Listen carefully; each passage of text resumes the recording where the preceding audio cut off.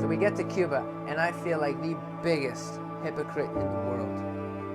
I mean, at first I didn't really know why. I mean, in fact, our first night in church, where the Cubans asked the Canadians to pray for them, and I'm thinking to myself, like, I don't want to pray for these people. I mean, these guys have more leadership experience than I do. They have more life experience. I mean, this is the persecuted church. If anything, these guys should be praying for me. And that was my attitude the whole entire week. And I had this standard that I just wasn't able to make. You know, like, how's my preaching doing? How's my teaching? How many people am I making laugh? How many miracles am I seeing? All that kind of stuff. And nothing ever matched up to that standard that I had. And I felt like junk. Finally, everything got summed up our last night in the country. I'm having dinner at the hotel with Terry Lewis and Kevin Penner, and I'm just saying things that are really raising red flags for Terry. Things like, I'm just concerned as to what decisions I make in the next little while, because I don't want to impinge my potential. I want to make sure that I maximize my potential. And Terry finally cuts it and he says, Brian, your philosophy is so secular. You know, where your potential is somewhere way out there, and you've got to work and earn and bleed in order to get this golden ticket, and then you'll have value. That's not biblical at all. A biblical worldview is that you've been created in the image of God, and that your value is max. And now the rest of your life is spent removing obstacles with Jesus so that your potential can blossom through you. And I hate these conversations. Because when I'm having these conversations, it means I'm getting corrected. If I'm getting corrected, it means it's because I'm not good enough. And I'm back to this whole downward spiral I've been feeling the whole week. And finally, Terry asked me this question that I've always disliked. And the reason why I've disliked it is because I've never had an answer. He's asked me this before. And the question was, if Jesus showed up in your bedroom, how would you react? Again, I didn't have an answer, but I knew where he was getting at because he asked me before, so I just gave him this kind of pat, appeasement, and I said, I don't know, I'd fall at his feet. Terry said, why? It was more of a monkey wrench than it was a sincere question. And I said, I don't know, because he's God? Isn't that what we're supposed to do? And he says, fine. Let's say you do fall on your face. I don't believe you, but let's say you do. Now let's say he bends down and he picks you up and he's staring at you in the face and his eyes are just filled with that cosmic love. Now what do you do? And I drew a blank. That made my heart sink, because a blank answer only meant one thing: that I didn't know Jesus intimately. Now, I knew him personally. I've heard his voice. I've seen miracles. I know what the scriptures say about him and all that kind of stuff. But when it came to scriptures like he calls me friend, or he knows me by name, or I'm a co-heir with Christ, or I'm a child of God, like all these scriptures I couldn't relate with. With me and him, our relationship was very employer-employee. And so when I realized that that's what was happening, man, my heart just broke. What have I been doing? And so now the conversation kind of migrates out into the hallway because they're closing down the restaurant, and Terry's bringing up this object lesson he'd been doing the whole week, where he would call someone up from the crowd and he would hold up a $20 bill. And now $20 in Cuba is a big deal. I mean, doctors make $28 a month.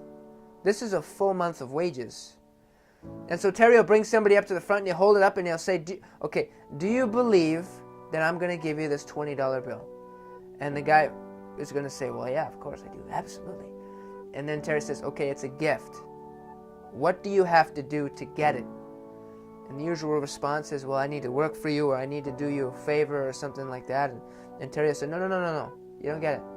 It's a gift. What do you have to do to get it?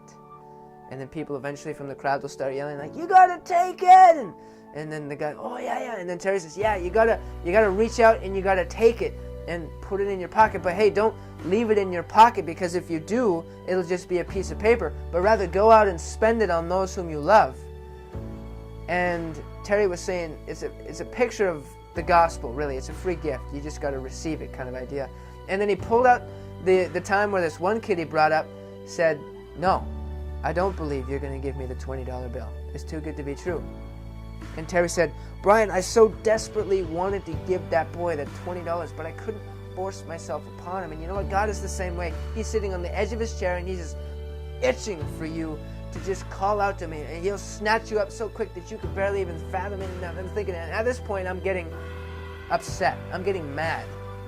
And I'm saying, Terry, if God is so willing to snatch me up the way that you say he is, how come whenever I've reached out, or I've done this, or I've prayed that way, or I've gone here, or I've given that much, and all these kind of things, I've never had that experience where he showed up the way that you says he would? It'd be so I feel like I'm being mocked by God right now. Like, here's the $20. Oh, just kidding. I mean, what do I have to do to get it? And Terry's like, Brian, you don't understand. You already have the $20. And I'm thinking, well, how do I spend it? How do I do it? And I'm just getting hot inside. Upset, I'm frustrated. And so now the conversation's taken up to one of our rooms, and Terry's on the bed, and Kevin's in the chair next to me, and I'm in the chair, and I'm just at the end of my rope. And I'm upset. And these guys are looking at me, and I don't want to be looked at right now, so I just close my eyes. And I close my eyes, and I start to cry real slowly. And then within 2 seconds, I get hit with this heat on my face and on the back of my neck, and I start sweating, and I start dry heaving type of weeping. I've never cried like this before in my life. And this wasn't the ugly cry. This was like from the belly button out. This was controlled, and God started hitting me with picture after picture after picture, and I saw the face of God the Father. And it was in a little old black woman named Mama Margot. And who Mama Margot was is on our first night in the country, you know how church goes with praise and worship, and then there's the shake a hand, meet somebody kind of thing, and then there's the service. Well, during the meet and greet, this little old lady comes up to me and gives me this hug, and she says to my translator that I remind her of her son. And I said, oh, that's cute. You can be my mama. I got lots of mamas. And then she said that her son was murdered when he was 16, and he died in her hands.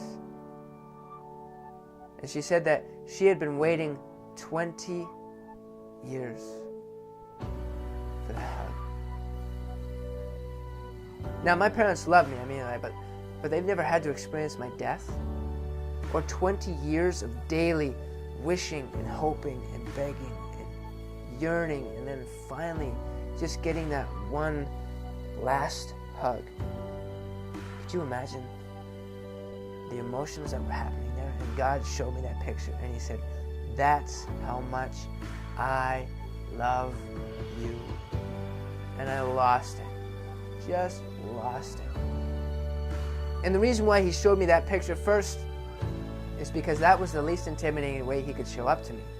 In fact, he had to show up with that picture so he could grab my heart, so he could work around one of the emotional barriers that I had, which was receiving love from father figures. Now, when it comes from little kids, girls, moms, peers, I can receive love. But when it comes to father figures, I've got this stiff arm out, and I don't know how to put it down, and I don't want it there, but that's what was there. It was affecting, father-son relationship, obviously.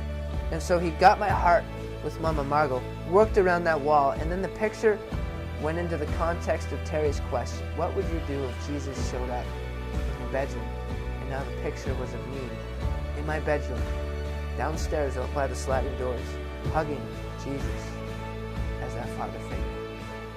And the depth of healing that he was able to touch in my heart just wrecked me. And I can't describe what it was. In fact, I had a conversation with Jesus. I'm totally okay sounding insane right now because I know what I experienced, and that's totally okay with me if you think I'm crazy. But I had a conversation with him, and I can't actually describe what that conversation was like because it's not back and forth like you and I would have in that terms of dialogue. No, if I could describe it, I would have to use the word light. When you're in a room and the light's on and the light's on you and you're in the light and it's just kind of there, like when you walk in you can see everything, nobody has to describe it to you. Well, that's what it was like. We were having 10 conversations at the same time.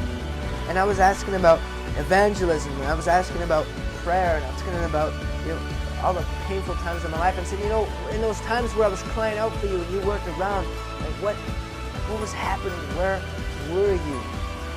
And it was like Polaroid pictures. He started to slide in front of my face of all the most significant points of pain in my life where I was crying out for him and didn't see him. Like when my parents divorced, and when I was breaking up with my best friend for the 20th time in a row. And when, a certain organization that I poured my heart into asked me to step down from the leadership, and it was just like all these immense seasons of pain. Where were you? And Jesus showed me snapshots from these scenes and exactly where he was sitting at that moment. And I was just going nuts, right? And I was fearful of ending this conversation, because this was like, I was going nuts in this. I was in that chair for an hour and a half, and it felt like 5 minutes. And Jesus was saying, and I'm so relieved at how this guy talks, because I used to think that Jesus was this stiff-browed, lumberjack kind of authority figure, shaking his finger saying, "Stop being an idiot." That's not him at all. In fact, he kind of talks like us. Anyways, to make a long story short, everything that was a pipe dream and a maybe someday type thing, like, yeah, I could probably do that, that was all highlighted and said, no, this is it. This is what you're doing. This is your purpose. And so now I'm moving to Cuba in March to learn Spanish. I'm going down there for about 4 months.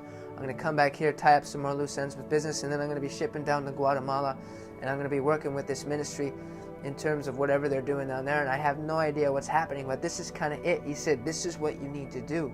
It's like I've been shown the door and the sign above it that says, enter here, and I'm just to go. And so this is the adventure I'm about to step on. And I just wanted to share that with you, because my life is forever changed. And he showed me the reason why I was such a left foot that whole week prior. Not good enough, not good enough. Well, that was a term that I had been running from my entire life. I'm not good enough. And he showed me in that week, and then in that moment, he said, Brian, you're not good enough.